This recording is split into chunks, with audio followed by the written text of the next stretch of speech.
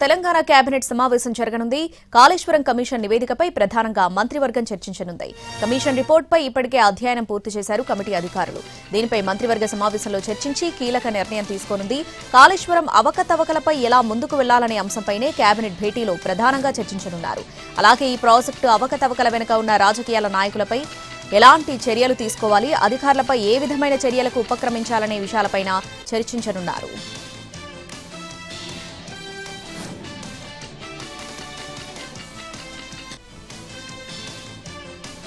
ఇవాళ సీఎం రేవంత్ రెడ్డితో మంత్రి ఉత్తమ్ కుమార్ రెడ్డి భేటీ కానున్నారు. అధికారుల కమిటీ ఇచ్చిన నివేదికను ముఖ్యమంత్రికి అందించనున్నారు. అధికారులు సూచించిన అంశాలను కూడా సీఎంకు వివరించనున్నారు మంత్రి ఉత్తమ్.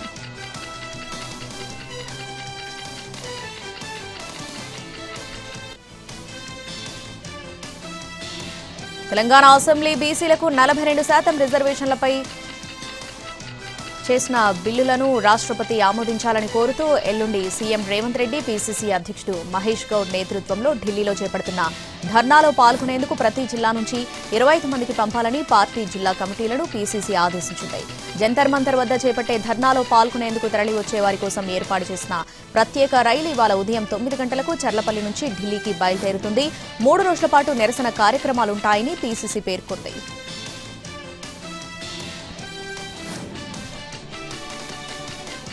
బీసీలకు రిజర్వేషన్ల సాధన కోసం నేటి నుంచి 72 గంటల పాటు దీక్ష చేపట్టనున్నారు తెలంగాణ జాగృతి అధ్యక్షురాలు కవిత. ఇందిరా పార్క్ దగ్గర గాంధేయ మార్గంలో దీక్ష చేయనున్నారు ఎమ్మెల్సీ.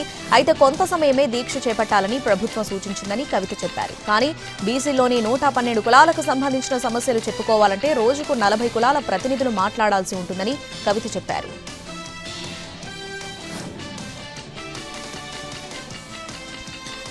ఇవాళ ఉదయం 11:30 గంటలకు సచివాలయానికి ఏపీ సీఎం చంద్రబాబు రానున్నారు.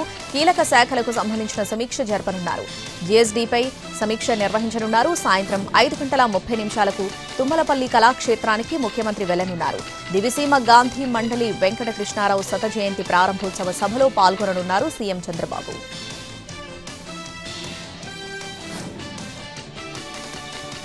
కాళేశ్వరం కమిషన్పై అధికారుల అధ్యయనం నిన్నటితో ముగిసింది. ప్రాజెక్టు నిర్మాణంలో భాగస్వామ్యమైన అందరి గురించి నివేదికలో కమిషన్ పేర్కొంది. కేసీఆర్, హరీష్ రావు, ఈటెల పాత్రపై నివేదికలో ఉందని తెలుస్తోంది. బాధ్యులందరిపై క్రిమినల్ ప్రాసిక్యూషన్ చేయాలని కమిషన్ సూచిస్తుంది. ఆ అంశాలన్నింటినీ మంత్రి ఉత్తమ్కు వివరించారు. కాళేశ్వరం ప్రాజెక్టులో మేడిగడ్డ, అన్నారం లొకేషన్ అంతా కేసీఆర్ ఆలోచనే అని పేర్కొంది. కేసీఆర్, హరీష్ రావుల ఆదేశాల ప్రకారమే నిర్మాణాలు చేపట్టారని రిపోర్టులో పేర్కొంది.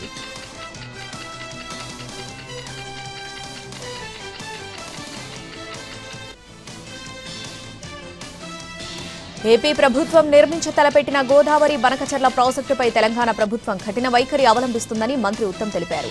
ఈ ప్రాజెక్టును చట్టపరంగా అడ్డుకుని తీరతామని, తెలంగాణ నీటి హక్కులను కాపాడేందుకు ఎంతవరకైనా వెళ్తామని మంత్రి స్పష్టం చేశారు.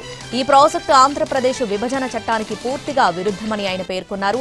గోదావరి జలాలను రాయలసీమకు తరలించేందుకు ఉద్దేశించిన బనకచర్ల ప్రాజెక్టును తమ ప్రభుత్వం తీవ్రంగా వ్యతిరేకిస్తుందని తెలిపారు. ఈ ప్రాజెక్టు వల్ల తెలంగాణ ప్రయోజనాలకు తీవ్ర నష్టం వాటిల్లుతుందని, దీనిని నిలువరించేందుకు అన్ని చట్టపరమైన మార్గాలను అనుసరిస్తామని ఆయన వివరించారు. ఇప్పటికే కేంద్ర జలశక్తి శాఖ మంత్రి సిఆర్ పాటిల్తో ఈ విషయంపై చర్చించామని, అవసరమైతే సుప్రీంకోర్టును కూడా ఆశ్రయిస్తామని తేల్చి చెప్పారు.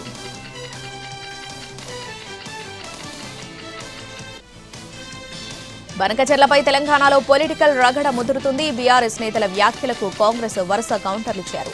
బనకచర్ల ప్రాజెక్టును ఎట్టి పరిస్థితుల్లోనూ అంగీకరించబోమన్నారు భట్టి. బీఆర్ఎస్ ప్రాజెక్టులను కట్టకపోవడం వల్లే ఏపీ బనకచర్లను కట్టేందుకు సిద్ధమైందని విమర్శించారు. ఢిల్లీలో కాంగ్రెస్ సర్కార్ పట్టుదల వల్లే బనకచర్ల ప్రాజెక్టు నిర్మాణం ఆగిపోయిందన్నారు భట్టి.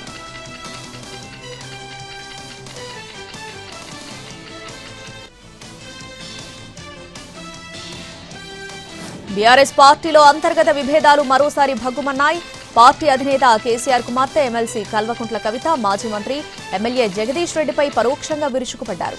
జగదీష్ రెడ్డిని లిల్లీపుట్ అంటూ సంబోధించిన కవిత, కేసీఆర్ నీడలో బతికే ఆయనకు సొంత అస్తిత్వం లేదని ఘాటు వ్యాఖ్యలు చేశారు. మాజీ మంత్రి జగదీష్ రెడ్డిని ఉద్దేశించి తీవ్ర విమర్శలు చేశారు కవిత. నల్గొండలో బీఆర్ఎస్ ను నాశనం చేసిన లిల్లీపుట్ నాయకుడు తనను తిట్టిస్తున్నాడని జగదీష్ రెడ్డి పేరు ప్రస్తావించకుండా సెటైర్లు వేశారు.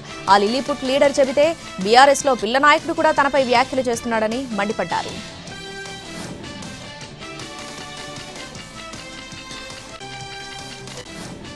తనపై చేసిన వ్యాఖ్యలకు జగదీష్ రెడ్డి సెటైరికల్ కౌంటర్ ఇచ్చారు. తన ఉద్యమ ప్రస్థానానికి సంబంధించి కవితమ్మకున్న జ్ఞానానికి జోహార్లు అంటూ పోస్ట్ చేశారు. తాను పార్టీకి సైనికుడినని, ఈ మధ్య కాలంలో కేసీఆర్ ను 50 సార్లు కలిసినా బనకచర్ల వ్యవసాయ సంబంధిత అంశాలపైనే చర్చించామన్నారు జగదీష్ రెడ్డి. బీఆర్ఎస్ ను ఖతం చేయాలని చూస్తున్న వారు మాట్లాడినట్టుగానే కవిత మాట్లాడారని అన్నారు.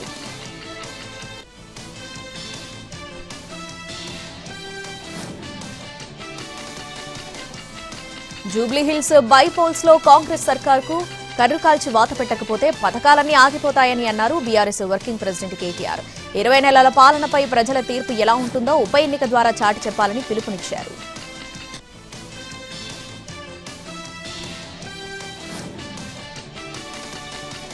దేశంలో ఎక్కడా జరగని విధంగా గత ప్రభుత్వంలో లిక్కర్ స్కామ్ జరిగిందని మంత్రి కొల్లు పార్థసారథి వ్యాఖ్యానించారు.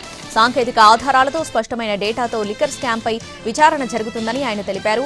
కక్షపూరితంగా ప్రభుత్వం వ్యవహరించడం లేదని పార్థసారథి స్పష్టం చేశారు.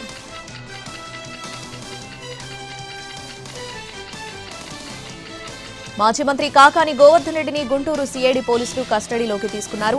వెంకటాచలం తహసీల్దార్ ఆఫీసులో రికార్డుల తారుమారు కేసులో కస్టడీలోకి తీసుకుని విచారణ చేస్తున్నారు. 2 రోజుల పాటు కాకానిని గుంటూరు సీఐడీ పోలీసులు ప్రశ్నిస్తున్నారు.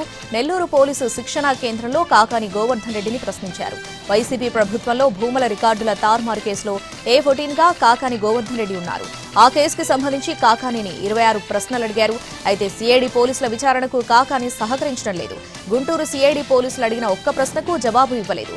తనకు తెలియదు, గుర్తులేదు, మర్చిపోయా, సంబంధం లేదు, తమ న్యాయవాదిని అడగాలని అంటూ కాకాని గోవర్ధన్ రెడ్డి దాటవేత సమాధానాలిచ్చారు.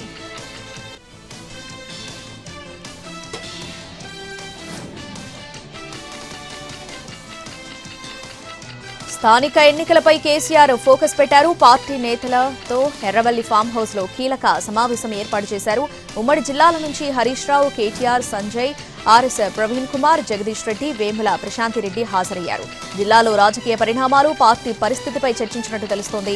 కరీంనగర్ బీసీ సభపై పార్టీ నేతలకు దిశానిర్దేశం చేశారు గులాబీబాస్. ఇవాళ కేబినెట్ ముందుకు కాళేశ్వరం కమిషన్ నివేదిక వస్తూ ఉండటంతో నివేదిక వచ్చాక ఏం చేయాలన్న దానిపై సమాలోచనలు చేసినట్టు తెలుస్తోంది.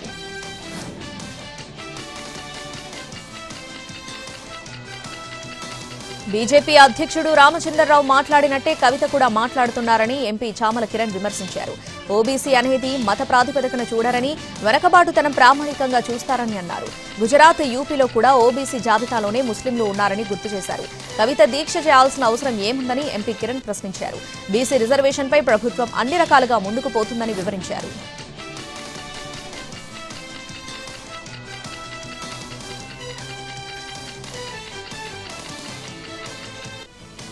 తిరుమల శ్రీవారి దర్శనం ఆర్టిఫిషియల్ ఇంటెలిజెన్స్ ద్వారా 3 గంటల్లో చేయించడం అనేది అసంభవమని టీటీడీ మాజీ ఈవో ఎల్వి సుబ్రహ్మణ్యం అభిప్రాయపడ్డారు.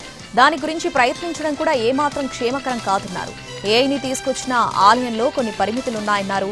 దానికోసం ధనాన్ని వ్యయం చేయకూడదు. అలాంటి ఆలోచనకు వెంటనే స్వస్తి పలకాలని ఎల్వి సుబ్రహ్మణ్యం అన్నారు. ఆయన వ్యాఖ్యలను టీటీడీ ఖండించింది. ఉచితంగా చేస్తున్న పనిని కూడా వృధా అనడం ఆయన విఘ్నతకే వదిలేస్తున్నానని ప్రకటన విడుదల చేశారు.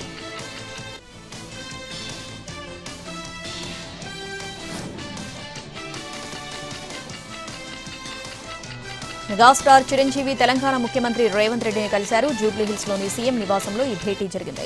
చిరంజీవి మర్యాదపూర్వకంగా సీఎంతో సమావేశమై మాట్లాడారంటూ సీఎంఓ కార్యాలయం ఈ భేటీకి సంబంధించిన వీడియోను ఎక్స్లో పోస్ట్ చేసింది. కాగా చిత్ర పరిశ్రమలోని సమస్యలపై చర్చించేందుకు సీఎం రేవంత్ రెడ్డిని చిరంజీవి కలిశారని ప్రచారం జరుగుతోంది.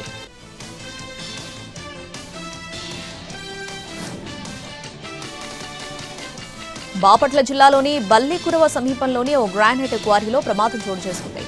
క్వారీ అంచు విరిగిపడి 6 వ్యక్తులు మృతి చెందారు. మృతులను ఒడిశా వాసులుగా గుర్తించారు. ప్రమాద సమయంలో క్వారీలో 16 మంది పనిచేస్తున్నట్లు తెలుస్తోంది. వెంటనే అప్రమత్తమైన అధికారులు క్వారీలో సహాయక చర్యలు చేపట్టారు. ఈ ఘటనపై సీఎం చంద్రబాబు విచారం వ్యక్తం చేశారు. ఈ ప్రమాదంపై అధికారులతో సీఎం మాట్లాడారు. గాయపడిన వారికి మెరుగైన వైద్యం అందించాలని, ఈ ఘటనపై విచారణ జరపాలని సీఎం చంద్రబాబు ఆదేశాలు జారీ చేశారు. బల్లికురువ సమీపంలోని గ్రానైట్ క్వారీలో ప్రమాదాలు జరగడం సర్వసాధారణమైపోయింది. క్వారీలో ప్రమాదాలు జరిగి ప్రాణాలు కోల్పోతున్న అధికారులు మాత్రం చర్యలు తీసుకోవడంలో విఫలమవుతున్నారని స్థానికులు ఆరోపిస్తున్నారు.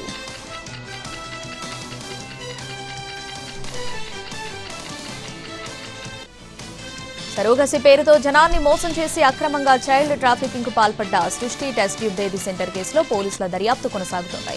ఈ కేసులో ఇప్పటికే ప్రధాన నిందితురాలు డాక్టర్ నమ్రతను పోలీసులు అరెస్ట్ చేశారు. తాజాగా మరో వ్యక్తిని కూడా అరెస్ట్ చేశారు గోపాలపురం పోలీసులు. ఈ కేసులో డాక్టర్ నమ్రతను ఏజెంట్గా వ్యవహరిస్తున్న కృష్ణ అనే వ్యక్తిని అరెస్ట్ చేశారు. దీంతో సృష్టి కేసులో మొత్తం అరెస్టుల సంఖ్య 12కు చేరింది. నిన్ననే ఏజెంట్లు హర్షారాయ్, సంజయ్తో పాటు రిసెప్షనిస్ట్ నందితను అరెస్ట్ చేశారు. మరోవైపు విశాఖపట్నంలోని ఏజెన్సీ ప్రాంతాలు, విజయవాడ, హైదరాబాద్ ప్రాంతాల్లో పిల్లలను ఈ ఏజెంట్లు ట్రాక్ చేసినట్లు తెలుస్తోంది. అలా సేకరించిన వారి వివరాలను హైదరాబాద్లోని రిసెప్షనిస్ట్ నందినికి అందించేవారని పోలీసులు చెబుతున్నారు.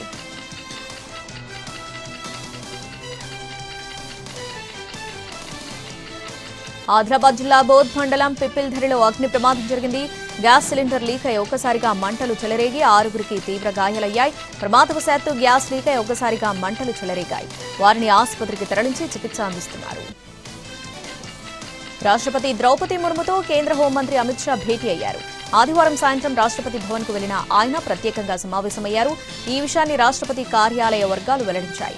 అంతకుముందు మధ్యాహ్న సమయంలో ప్రధాని మోడీ కూడా రాష్ట్రపతితో భేటీ అయిన విషయం తెలియజేశారు. ఇక వీరి వరుస భేటీల వెనక కారణాలు తెలియనప్పటికీ గంటల వ్యవధిలోనే ఇరువురు కీలక నేతలు రాష్ట్రపతితో సమావేశం కావడం ప్రాధాన్యత సంతరించుకుంది.